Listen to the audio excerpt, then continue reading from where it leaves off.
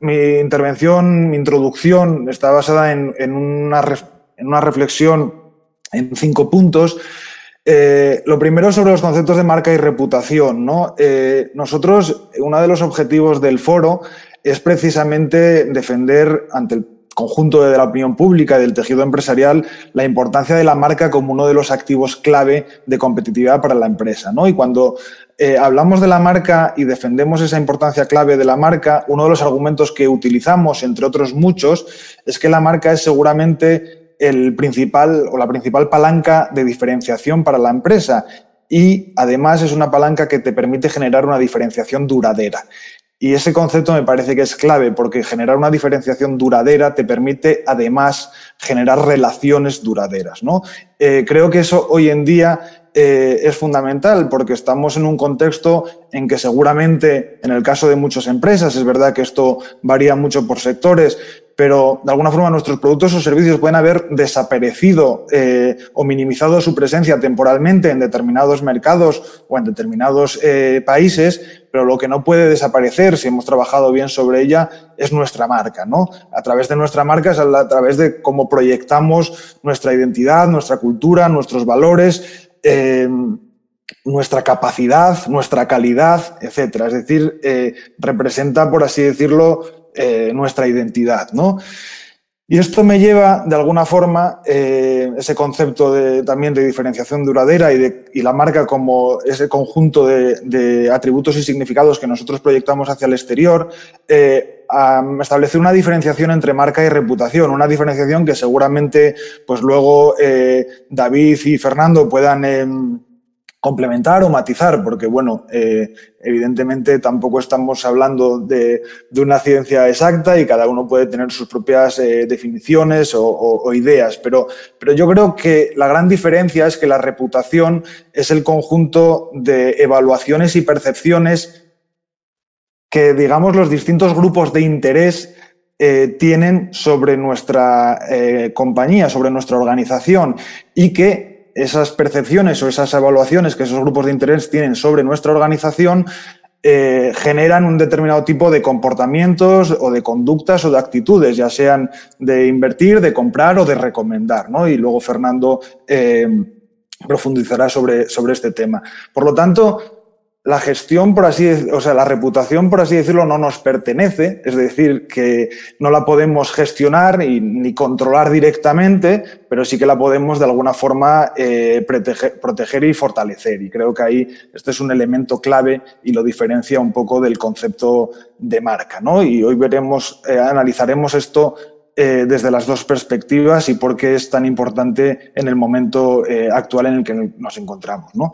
En la situación actual que estamos viviendo se ha demostrado un elemento fundamental y creo que las empresas que habían trabajado durante estos últimos años sobre su propósito corporativo están pudiendo demostrar, por así decirlo, que efectivamente formaba parte de su cultura y de su ADN empresarial.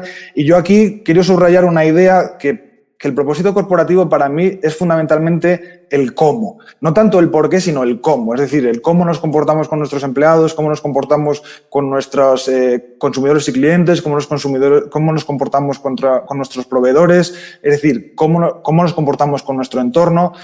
Muchas veces se habla de la experiencia, ¿no? De la experiencia de marca. Para mí el cómo es precisamente la experiencia de marca. Y aquí quería introducir una cuestión que tiene que ver con todas las acciones que estamos viendo durante estas semanas, acciones solidarias por parte de infinidad de empresas en términos de donaciones, adaptación de las cadenas de producción, etcétera. Iniciativas muy valiosas, muy admirables, pero que yo lo que nos pregunto es si realmente forman parte de nuestro propósito o si se trata de acciones aisladas. Simplemente lo dejo como una pregunta sobre la mesa porque las ayudas aisladas creo que no generan recuerdo de marca, por lo tanto pueden tener un impacto coyuntural sobre nuestra reputación y sobre nuestra marca y existe el riesgo que hay que saber gestionar de que puedan ser de alguna forma interpretadas como iniciativas oportunistas, ¿no? Y ahí creo que los conceptos clave, ¿no? Son la autenticidad, la honestidad y la coherencia entre lo que no solo entre lo que decimos y lo que hacemos, sino entre lo que hacemos ahora y lo que seguiremos haciendo mañana, ¿no? El tercer elemento de reflexión tiene que ver con el recortar o reorientar. Me refiero a que una de las prioridades ahora mismo de casi todas las empresas pasa por recortar gastos, como es lógico. Veía el otro día un informe que así ponía el recorte de gastos como la primera medida que están aplicando la mayoría de las empresas, digamos, y en esa dinámica normalmente el área de marketing, digamos, o de marketing y comunicación suele ser especialmente afectada, ¿no? No voy a entrar en el debate de si eso está bien o está mal, porque eso seguramente nos daría para un webinar específico, pero simplemente creo que muchas veces confundimos ahí comunicación comercial, es decir, publicidad con inversión en marca, y simplemente creo que más allá de que recortemos o no, lo que hay que hacer es reorientar en estos momentos toda nuestra comunicación, una comunicación que seguramente tendrá que tener un enfoque menos comercial y tendremos que adaptar nuestros mensajes, incluso nuestros canales, ¿no? Pero el esfuerzo en esa materia, en materia de marca, no tiene que ser menor en tiempos de crisis como el actual, sino incluso creo que tendría que ser mayor. La cuarta reflexión tiene que ver con ese corto, medio y largo plazo al que me refería antes. Evidentemente, seguramente esos conceptos también hoy en día nos cuesta, digamos, determinar qué entiende cada uno por corto y medio y largo plazo. Seguramente el corto plazo hoy no pasa del día a día, y ese día a día es absolutamente fundamental. En ese día a día tenemos que ser capaces de adaptarnos a la realidad, de ser ágiles, y para ser ágiles tenemos que tener datos, tenemos que hacer seguimiento de esos datos y tenemos que tener capacidad de reacción. Esto es fundamental porque sin corto plazo no hay largo plazo, ¿no? Al margen de otras consideraciones como en términos financieros o de liquidez. Pero alguien en la empresa tiene que estar pensando en el medio y largo plazo. En el medio y largo plazo, no solo desde el punto de vista de negocio, pero también desde el punto de vista de marca y reputación. No nos podemos olvidar, por enfocarnos en el corto plazo, no nos podemos olvidar del medio y largo plazo, porque va a ser fundamental.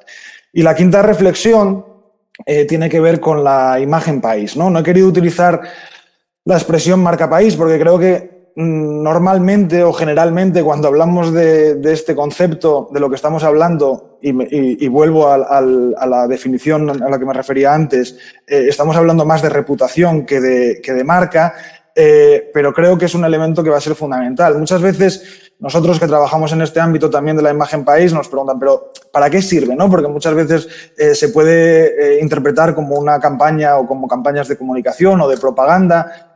Pues la imagen país, tener una imagen o una reputación país positiva, y Fernando Prado sabe mucho más de esto que yo porque tiene muchos datos y estudios sobre el tema, pues sirve para varias cosas, en el ámbito económico me refiero. Sirve para atraer turismo, sirve para captar inversiones extranjeras, sirve para atraer talento, sirve para facilitar la financiación del país y de las empresas, y sirve para vender mejor los productos y servicios en el exterior. Esto, digamos, es una enumeración de motivos sobre los que trabajamos especialmente durante la crisis de 2008, digamos, y que convendréis conmigo que hoy se vuelven, digamos, nuevamente absolutamente imprescindibles, porque seguramente tendremos que hacer un esfuerzo colectivo en recuperar y reconstruir la reputación de no solo la economía y digamos, la actividad de las empresas, sino también reconstruir la reputación del país para recuperar el turismo, para recuperar la atracción de inversiones, para la financiación a la que me refería, y también de cara al comercio internacional para recuperar la confianza que se pueda, en la medida que se pueda haber perdido, porque todavía es pronto para analizarlo y tenemos pocos datos, pero en la medida que se pueda haber perdido, también recuperar la confianza en las empresas y en las marcas españolas. Por lo tanto, este es un tema en el que también tendremos que, seguro, que abordar en los próximos meses. Nosotros, desde RedTrack, hemos estado haciendo una serie de estudios para entender cuál es el impacto de esta crisis del COVID-19 en la reputación de las compañías y en cómo se puede gestionar. Estamos en un entorno completamente diferente a donde hemos estado siempre. Entonces, lo que tenemos son muchas dudas de entender cómo esta incertidumbre, esta situación, este entorno completamente nuevo está afectando a la reputación de las compañías. Entonces, para ello, pues hemos hecho varios estudios. Empezamos teniendo en cuenta un poco en la cronología de esta crisis, que empezó el confinamiento en Italia, que fue gradual a partir del 23 de febrero. Pues nosotros primero hicimos un estudio desde nuestra oficina de Milán, en Italia, para analizar la reputación de un grupo de 19 compañías, cómo iba evolucionando, y además preguntamos temas específicos para entender cómo los italianos veían esta situación. Después hicimos otro estudio en Estados Unidos y una vez que tuvo lugar el confinamiento en España a partir del 14 de marzo, hicimos en esa misma semana otro estudio en España para ver cómo impactaba en la sociedad, y luego una semana después hicimos una segunda ola para entender qué había pasado. ¿Por qué hicimos esa segunda ola? Pues adelanto, los primeros resultados que tuvimos en la primera ola fue una sociedad en estado de shock. Lo primero que estaba oyendo era despidos por parte de las empresas, las percepciones fueron muy negativas. Entonces, bueno, inmediatamente después surgen todo tipo de iniciativas solidarias por parte de las compañías, y nosotros decimos, esto tiene que haber cambiado la percepción que se tiene, y decidimos una semana después, campo entre el 27 y el 29 de marzo, revisar qué es lo que estaba pasando. Este dato, lo que ven aquí un poco para explicar, lo que hemos hecho es preguntar en qué medida su opinión sobre los siguientes actores ha mejorado, empeorado o se ha mantenido igual con relación a la crisis del coronavirus.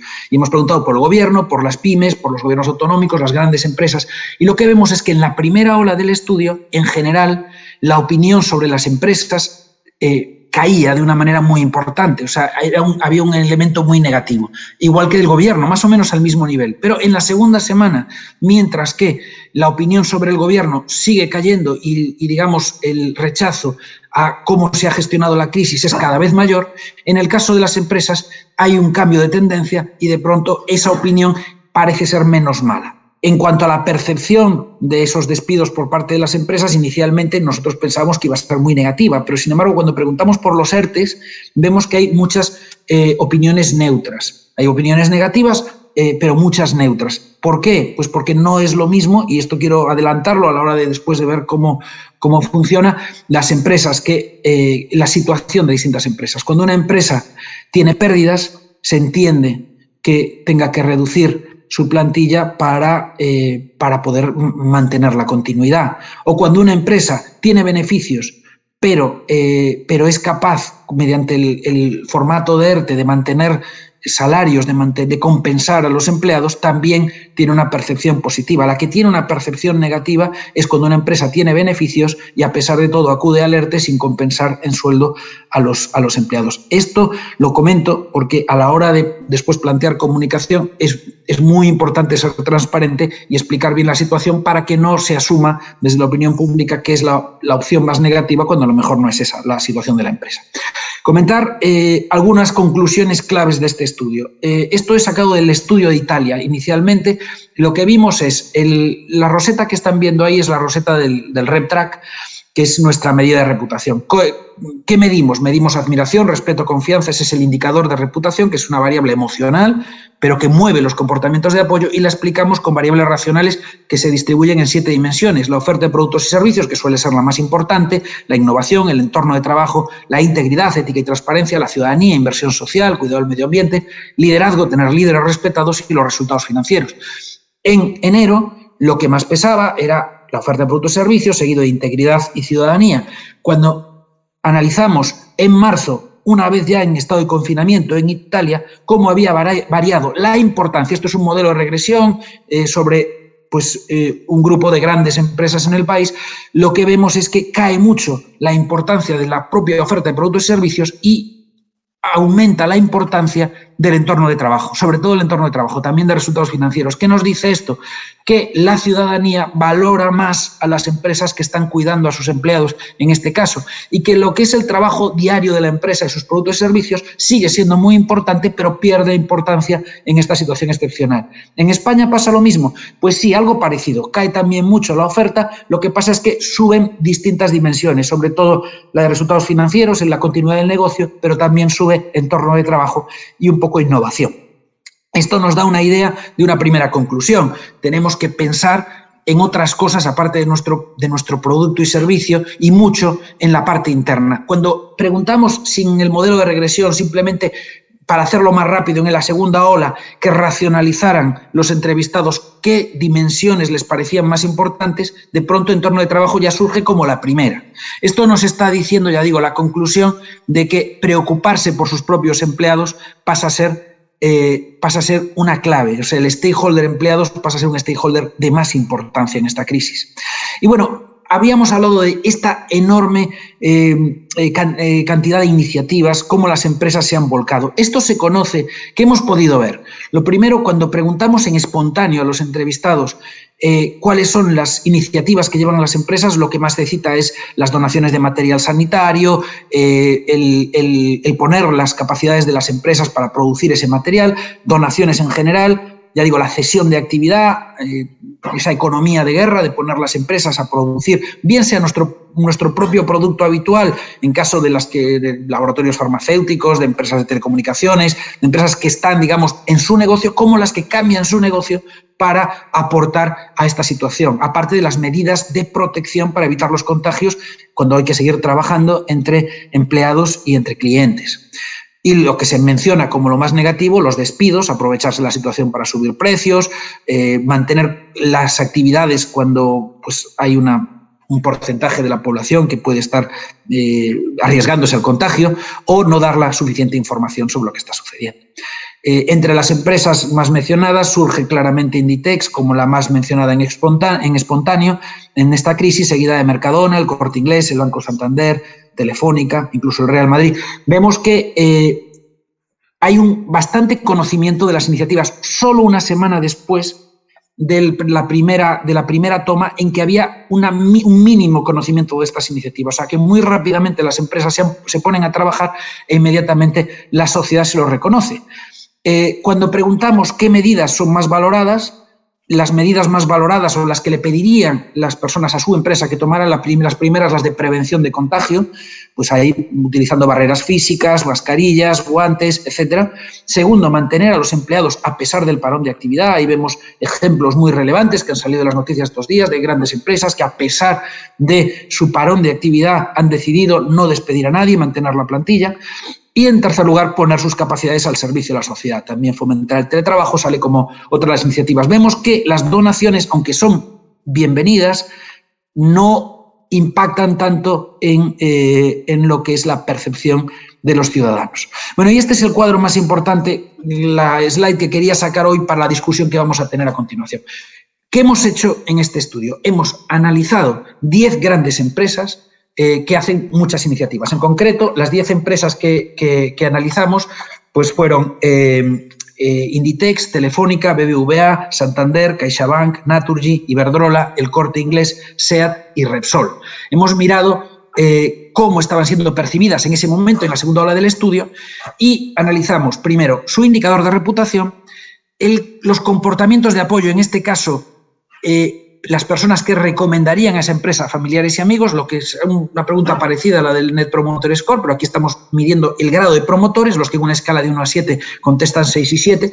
Y finalmente lo que hicimos fue, después de hacer las preguntas, una pregunta de clasificación para saber de las personas que contestaban cuáles conocían las iniciativas de cada una de esas empresas y cuáles no. En media, estos son los datos medios de esas 10 empresas, vemos, primero, hay un bastante alto nivel de conocimiento de las iniciativas, casi la mitad de la población, 45,7 conocían que estaban haciendo cosas, 54,3 que no. Pero lo más interesante es el abismo reputacional que existe entre aquellos que conocían las iniciativas y los que no. 70 puntos PULS, que es una reputación fuerte, sólida, es la media que tenían las personas entre esas 10 empresas que conocían sus iniciativas, mientras que solo 50, que es una reputación débil, es un salto de débil a fuerte, prácticamente 20 puntos de diferencia. En mi experiencia es algo completamente excepcional. O sea, esto no es normal. 20 puntos de diferencia. En esta situación de crisis, las personas, los ciudadanos, están valorando excepcionalmente a las empresas que están desarrollando iniciativas solidarias. Esto, además, se traduce después en negocio a través de los comportamientos de apoyo. Y vemos que entre aquellas personas que sí conocen esas iniciativas hay prácticamente un 50% de promotores. Un 50% de las personas, 49,7, nos dice que recomendarían esa empresa a familiares y amigos. En esa escala de 1 a 7, los que puntúan están de acuerdo 6 o 7, ¿no? Mientras que entre los que de esas mismas empresas no conocen las iniciativas, su valoración de esas empresas es peor, decíamos solo 50 puntos push, pero además el número de promotores baja un 20%, un 19,8%. Hay 30% más de promotores entre las personas que conocen las iniciativas. Y simplemente quería hacer 3 conclusiones a modo de recomendación por mi parte para las empresas que están encontrándose en esta situación totalmente excepcional. Todos estamos aprendiendo en base a lo que hemos sacado de estos estudios. En primer lugar, mi primera recomendación es cuidemos a nuestros colaboradores. En estos momentos, el stakeholder empleado pasa a tener una relevancia mucho mayor que la que tenía hasta ahora, tanto para convertirlos en embajadores de nuestra marca, para trabajar con ellos, como por la percepción que tiene el resto de la sociedad sobre nosotros como empresa que cuida a su gente. Cuidar a su gente no solamente es bueno con nuestros colaboradores, es bueno con el conjunto de la sociedad que nos valorará mejor. Segunda recomendación, arrimemos el hombro. El premio que está dando la sociedad a las empresas solidarias es increíble en cuanto a reputación y comportamientos de apoyo. Con lo cual, bueno, la sociedad está pidiendo ayuda, está pidiendo que hagamos cosas y es el momento de apoyar de la manera en que cada cual pueda. O sea, mejor las iniciativas en que nos involucramos que simplemente la donación en cuanto a impacto reputacional, y lo que vemos es que es muy positivo hacerlo desde una perspectiva colectiva, poniendo a la empresa pues, como buen ciudadano al servicio de la sociedad. Y mi última recomendación, comuniquemos lo que hacemos. Y aquí entra la discusión y probablemente el debate, ¿no? ¿Cómo lo hacemos? Bueno, es un momento quizás totalmente de huir del oportunismo, evitar lo comercial. Hay mucha gente sufriendo y conseguiríamos el efecto contrario, pero por otro lado hace falta que lo conozcan. Es un momento para hacer buenas estrategias de comunicación, conseguir desarrollar la noticia y que sean los medios los que quieran contar la noticia de lo que estamos haciendo, más que nosotros tomar ese protagonismo, primar la colectividad sobre el individualismo.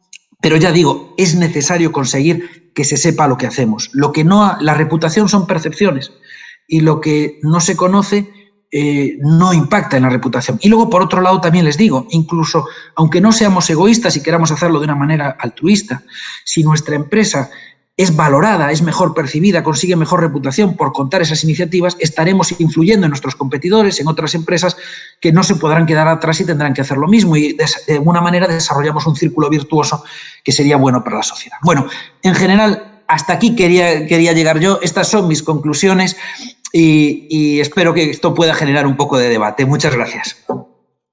Bueno, muchas gracias, Pablo. Me uno al agradecimiento de Fernando, tanto a ti, Pablo, como a César, al foro y a la Fundación Creciendo. Yo me quiero centrar un poco más en lo que le ha llamado el return, el reimagining y el reform. Creo que hay mucha tipología de acciones, creo que además ahora Fernando os las ha analizado muy bien y sobre todo con el espejo reputacional que están teniendo.